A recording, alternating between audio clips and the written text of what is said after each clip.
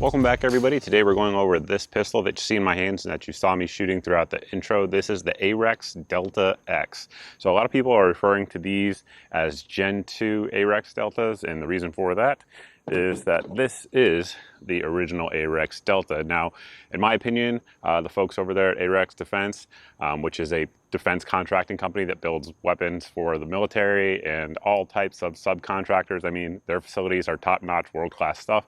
But they've recently, in the last probably 3 or 4 years, started putting out commercially available pistols rather, and the Delta here was their striker fired version, at least the first one. And they listened to some consumer feedback and made this one here, which is the Delta X, and then they also have this one here, which is the Delta L, and then they make a Delta M, which is the same size as the original Delta. I do not have that one, and the one we're going to focus on today, of course, is the X. So the X essentially has a full-size frame with magazines of 17 and 19 rounds, and then it has a 4-inch barrel, which is essentially a Glock 19 size barrel, so it has that longer grip, shorter in the front. A lot of guys like it because there's less reciprocating slide mass, so there is that. And then additionally, if you carry appendix in particular, that shorter barrel length there is a little bit more comfortable for you. I personally was really kind of against these guns, like when the first Glock 19 X rather was announced, or the 45, which we have here and we'll compare it to. They kind of look like mullet guns, right? So short in the front and then party in the back, right? So it didn't make a lot of sense to me until I started shooting them. And shooting them, I do like them. Obviously, you give up a little velocity with the shorter barrel, but again, the recoil impulse to me simply is more pleasant because you just have a larger area for your hand to fit, and I do have large hands, so that does help me. And then additionally, there's just less mass coming back, so it seems to be a little bit more pleasant in that regard. But with that said, let's, I suppose, get up close and personal and go over the details of the pistols, compare them, kind of see what's changed, what hasn't changed, those sorts of things. And then at the end, I suppose we'll wrap it up with how it's performed and then what I think of it overall. Before we get into the details of the pistol, I want to thank the sponsor of today's video, and that is the Sonoran Desert Institute. The website should be here on your screen. And for folks that don't know how to get into the gun industry or are looking for different ways, they do offer that path. I didn't take that path. I took my own path, but I do get asked that a lot, and it is something that several of my friends have actually gone through and are now in the gun industry, thanks to the folks at SDI, so I can verify it does work from firsthand experience. But for people who don't know who they are an accredited university by the folks here on the screen, and then they offer a couple different associate's degrees that you see again here on your screen. And again, it is a good way if you don't know how to get into the gun industry, what you want to do in the gun industry. Their courses are very, very good and broad spectrum. They do all types of things from general gunsmithing to building guns to doing Cerakote to doing dipping, holster making. All of those things are included in their program. And again, from folks I know, they've all recommended it who have gone through. So again, thanks to the good folks over at the Sonoran Desert Institute. Now let's get up close and personal. As we get into the gun, I suppose it's only appropriate to show you what comes with it. Obviously, the gun comes with it, and then we have a flush fit 17-round magazine, as well as a 19-round magazine here, which is essentially the exact same mag, just with a longer base plate there to give you a little bit of extra capacity. In the box, we've got a few things going on here. We have our adjustable back straps, and that system here basically is adjusted by driving out this roll pin. It's very simple, standard stuff. Anybody can do it. Then you slide this one in, put the roll pin back in, and you're good to go. I have the large insert on there because I have large hands, and I just find that that gives me a little bit more real estate here to get my support hand on the gun and control it a little bit better. But if you have small hands, they have small inserts, and in between hands, they have in between inserts. So you can set it up however you so choose. And then back here, we have our optics mounting system. I did run optics on this gun one range trip with an RMR just to kind of verify that it worked with these sights, which we'll talk about here in a second. I didn't have a camera that day, but I have extensive use using the L almost exclusively with optics. So I'm very comfortable talking about the optics system. We have 5 different plates here, and basically any system out there on the market that you're going to be able to find will work with this gun. I do not know of an exception to that, so there is that. You guys can see that we talked about it recently with the Walther PDP review, how there was no sort of indexing points there for the plates. on the slide. This does not have that. There are indexing points on the slide itself, so there's no wiggle room or anything like that going on with any of these different plate systems. They are polymer, however, the housing that they all attach to is steel, and that's the inserts here. So it's a very, very sound, solid optics mounting system. I have zero issues with it. I absolutely trust it. So it's good to go there in that regard. Then we have this cleaning kit here, which is essentially just a set of rods to set up to clean your barrel with some swabs and brushes. But hey, certainly better than nothing, and can't complain about it. It's all brass too, which is nice, so that way you're not going to scratch your gun's finish up. And that certainly is an improvement over a lot of the steel cleaning kits out there, at least in my opinion.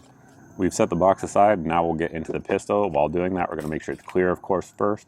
Again, we're going to pull our magazine out, and it does have these flush fit ambidextrous magazine release buttons here. These have been a source of, I guess, argument on the internet. So they're flush fit, and the reason for that is being ambidextrous. Like for me, myself, I am a right-handed shooter. So, and I do carry at the 4 o'clock position.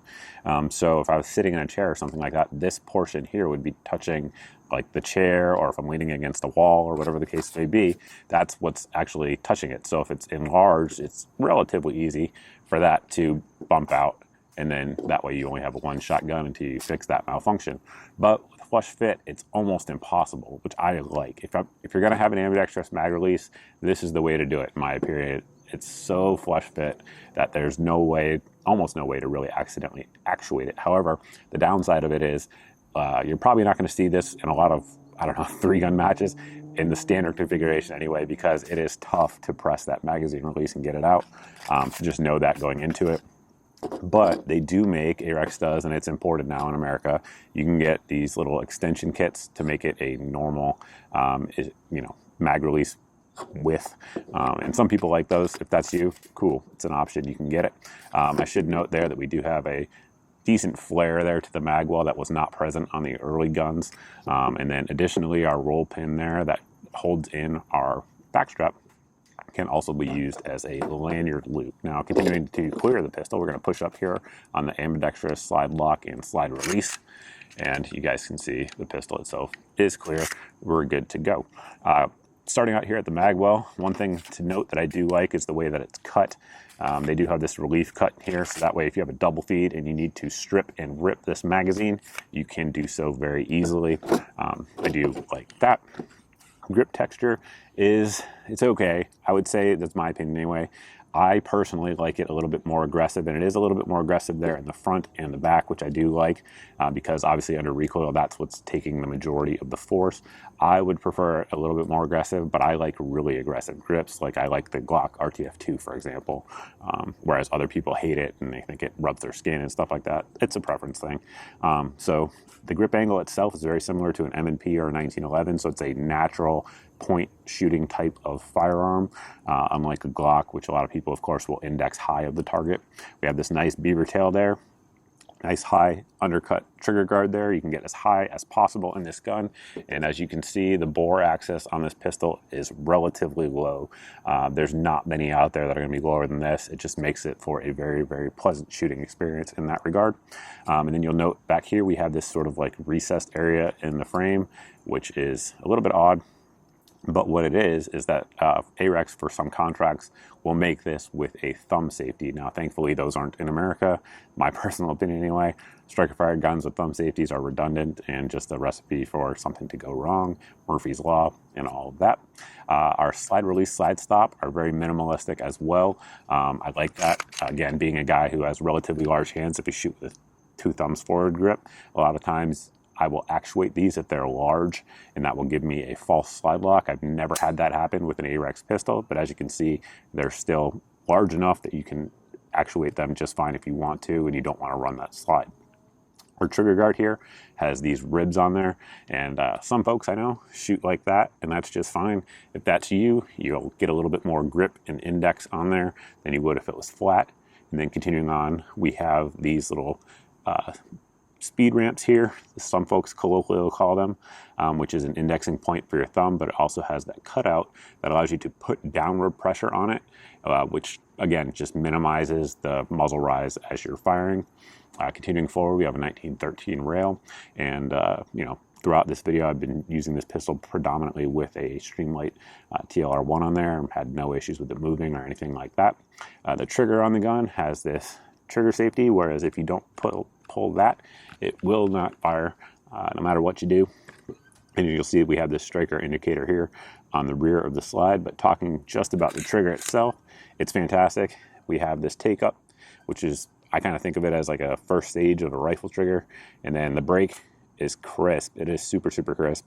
Brakes right at 5.5 pounds on my scale. And then the reset, super tactile, super audible. I'm wearing a lavalier mic, so it's probably not picking up the reset, but trust me, in real life, it is very loud and audible. Right there. And again, it's just a really short take up after that. Great trigger. If you shoot this gun poorly, you can't blame the trigger, at least not in my opinion.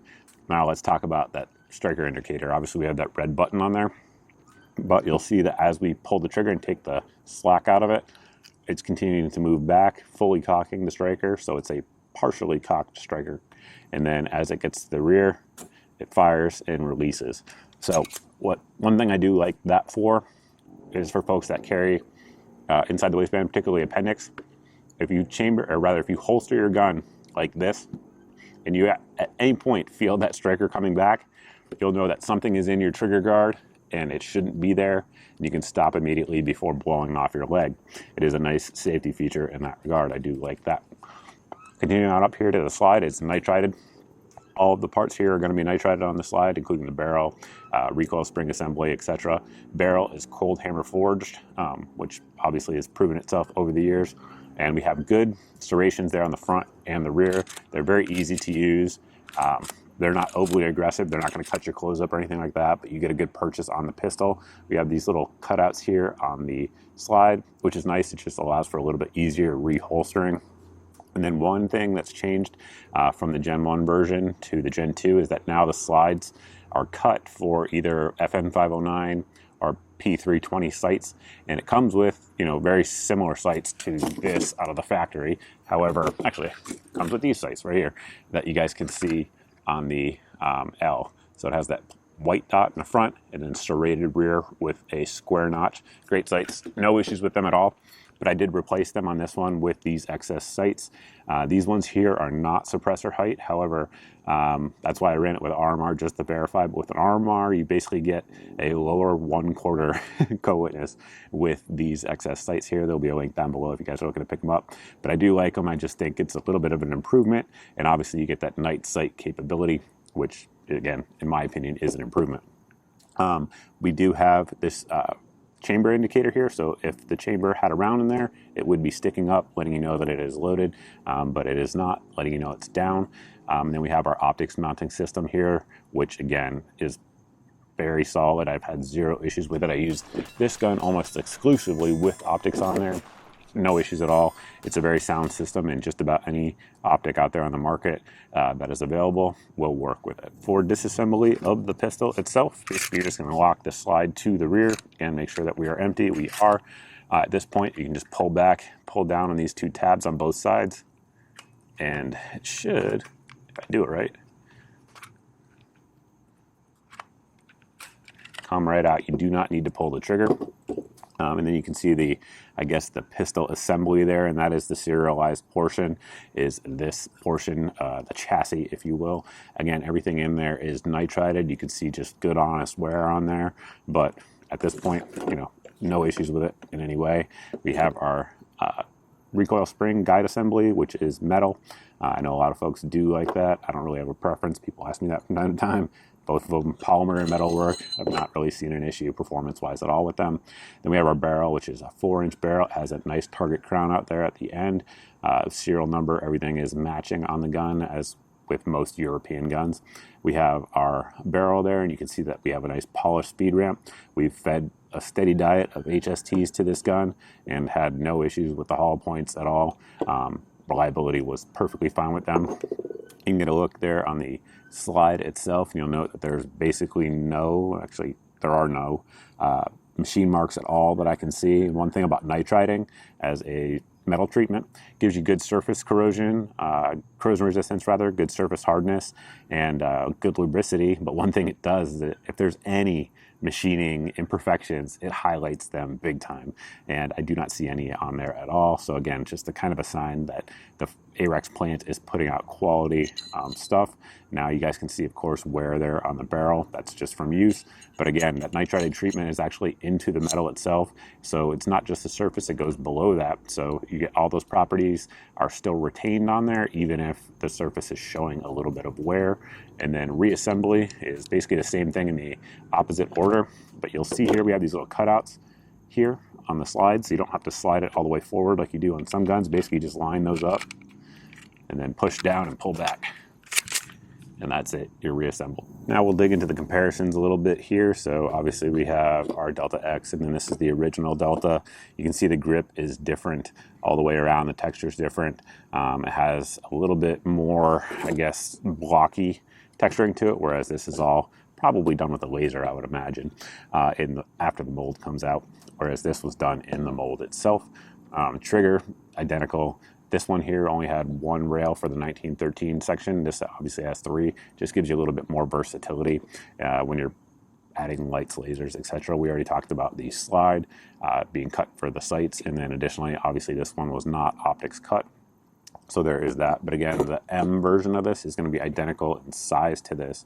So there is that one. Then here's the L. Again, it is identical. It's the identical gun, but it just has a 4.5-inch barrel versus a 4-inch barrel.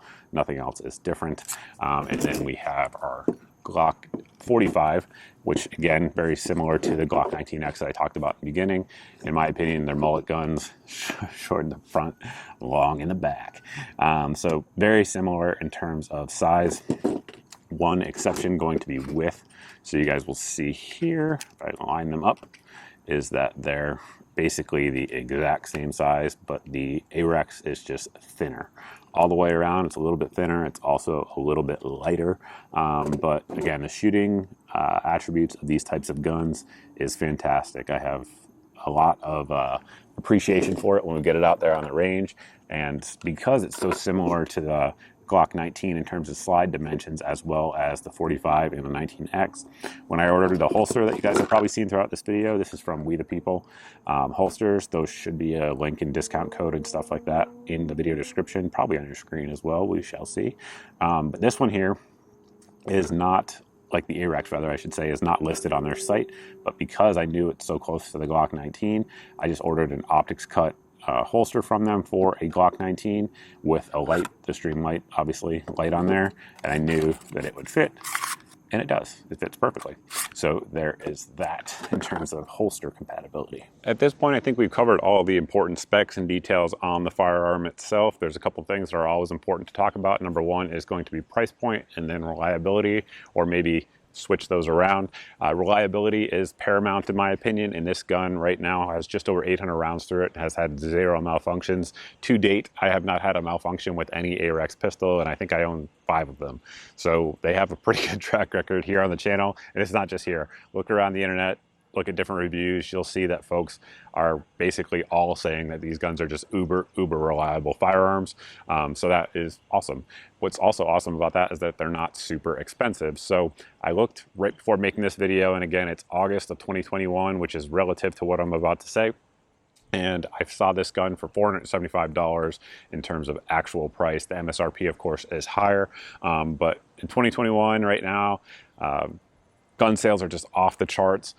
We have, several things that are leading to that, I guess you could say, or contributing to that I will not mention because this video will get demonetized if I do. But regardless, the gun market is hot, and guns are generally selling for either their MSRP or higher in many cases, and this one is not. So that is a good thing for the consumer out there, especially considering it is a high quality firearm loaded with features, as you guys have already seen. So all in all, what do I think of it? I think it's awesome. I do. I would have 0 issues at all trusting my life to it, carrying it, using it as a home defense pistol, whatever the case may be. It's reliable, and like I said, Arex has built a reputation of just making super high quality, reliable guns. Really, I don't know that I have any general complaint about it outside of I would like the texture to be a little bit more aggressive, but other than that, I really don't have anything bad to say about it. So I wish I did. I wish I could make it more balanced, but I don't. That's really the only bad thing I have to say about it. If you guys have any questions about the pistol, anything like that, you can post down below in the comment section. And you can also post over at any of my social media sites here. If you're not following me at all of those, check it out. If any of these things go on sale, we will post it there. Additionally, should this go on sale, we have a daily deals email. It goes out generally every day. And it's just got 6 or 7 of the best deals that I find along the way, so that way you guys can save some money. And if you're interested in that, you can sign up at the link here on your screen. If you aren't subscribed and you like this type of video, definitely go ahead and hit the subscribe button. For whatever reason, YouTube isn't showing all of my subscribers my videos these days. So if you're not seeing 2 to 4 videos-ish a week, and you're subscribed, make sure you hit the notification bell. If you've done that, then you can sign up for my email list here on your screen. Basically, this one is just all the videos since the last email went out. So that way there's no social media giant censoring your eyes from my content. So there is that. And I think with that, that's all I have for you. Again, if you guys have any questions, let me know. But regardless, thank you for watching. Thank you for subscribing. I truly appreciate it. And I look forward to seeing everybody in the next video.